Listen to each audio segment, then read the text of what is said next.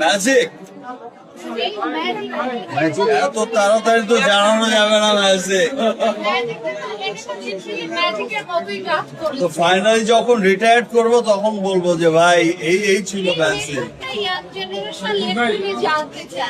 Action দেখলাম, musical film দেখলাম, romantic সবই দেখলাম, এরপরে আসলে কি অপেক্ষা করছে? আপনি কি চান?